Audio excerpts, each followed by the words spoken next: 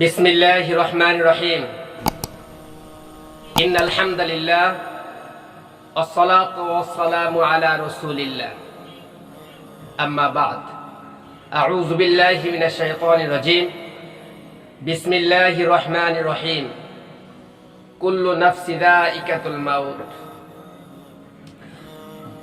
प्रिय दीनी भाई ও বন্ধুগণ, আজকে আলোচনা করব জানাজার নামাজ সম্পর্কে।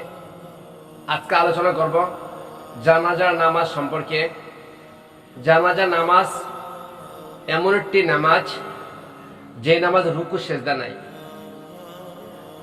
এমন একটি নামাজ যেখানে আযান দিতে হয় না, ইকামাত দিতে হয় না। এটা এমন একটি নামাজ যে নামাজ সূরা ফাতিহা পড়তে হয় না, কারণ অন্যান্য নামাজের মধ্যে সূরা ফাতিহা ছাড়া নামাজ হয় না, অথচ জানাজার নামাজের মধ্যে সূরা ফাতিহা নাই। আল্লাহ তাআলা জানাজার প্রত্যেকটা মানুষকে জানাজার মুখাপেক্ষী হতে হয়, প্রত্যেকটা মানুষকে মুখামুখি হতে হবে জানাজার, প্রত্যেকটা মানুষকে জানাজার প্রস্তুতি নিতে হবে। এটা এমন একটি বিষয় যেখানে মৃত্যুর সাথে সম্পর্ক, আখিরাতের সাথে সম্পর্ক। এই জন্য জানাজা নামাজ একটা গুরুত্বপূর্ণ একটা বিষয়। যে জানাজা নামাজ ফরজে কিফায়া, অর্থাৎ মহল্লা অথবা গ্রামের অথবা ওই এলাকার প্রত্যেক মানুষের জন্য ওই ব্যক্তির জানাজা শরীক হওয়া ফরজ। যদি সবাই শরীক না হয়, অধিকাংশ মানুষ অথবা অর্ধেক মানুষ শরীক হয়, তাহলে সকলে গুনাহ থেকে বেঁচে যাবে। আর অন্যথায় সকল মানুষের ফরজে কিফায়া অর্থাৎ জানাজা নামাজ শরীক না হওয়ার কারণে সবাই গুনাহগার হবে। এই জন্য কিছু মানুষ শরীক হইলেও প্রত্যেক মানুষ গুনাহ থেকে বেঁচে যাবে। জানাজা প্রত্যেক মানুষ শেষ বিদায়, প্রত্যেকটা মানুষের সেখানে যেতে হবে। দুনিয়ার শেষ, তার আখিরাত শুরু হবে। এই জন্য জানাজা নামাজ একটা ফরজে কিফায়া, এটা জানাজা সবাই যেতে হবে। জানাজা নামাজের ফরজ হলো দুটি।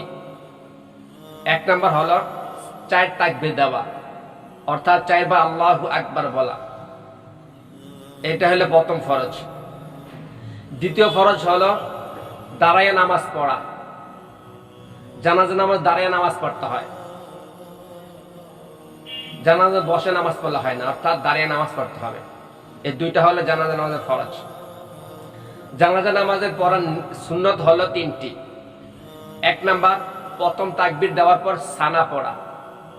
প্রথম তাকবীরের পর সানা বলতে হবে, যেমন সুবহানাকাল্লাহুম্মা ওয়া বিহামদিকা ওয়া তাবারাকা ইসমুকা ওয়া তাআলা জাদ্দুকা ওয়া জাল্লা সানাউকা ওয়া লা ইলাহা গায়রুক।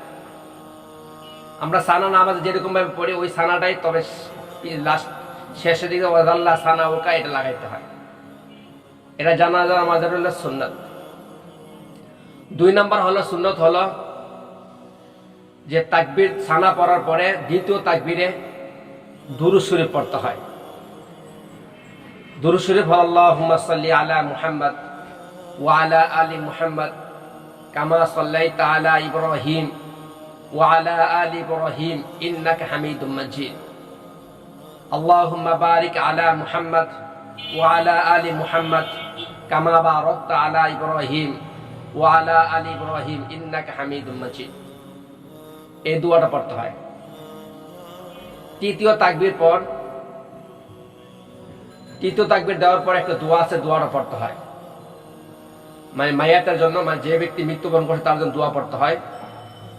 যদি বয়স্ক পুরুষ অথবা নারী হয় তাহলে তার জন্য দোয়াটা পড়ে, আল্লাহুম্মা গফির লি হাইয়িনা ওয়া মাইয়িতিনা ওয়া শাহিদিনা ওয়া গায়বিনা ওয়া সগীরিনা ওয়া কাবীরিনা ওয়া যাকারিনা ওয়া উনসানা আল্লাহুম্মা মান আহইয়াইতাহু মিন্না ফাহইয়া আলাল ইসলাম ওয়া মান তাওয়াফাইতাহু মিন্না ফাতাওয়াফাহু আলাল ঈমান। এই দোয়াটা পড়তে হয়।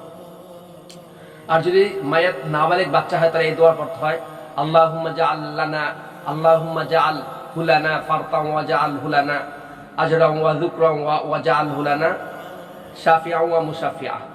যদি নাবালিগ ছেলে হয়, আর যদি মেয়ে হয় তাহলে আল্লাহুম্মা জাআলহা লানা, হা লাগাইতে হবে। আল্লাহুম্মা জাআলহা লানা ফারতান ওয়া জাআলহা লানা আজরা ওয়া যুখরা ওয়া জাআলহা লানা শাফিয়া ওয়া মুশাফিয়া, এই দোয়াটা পড়তে হয়।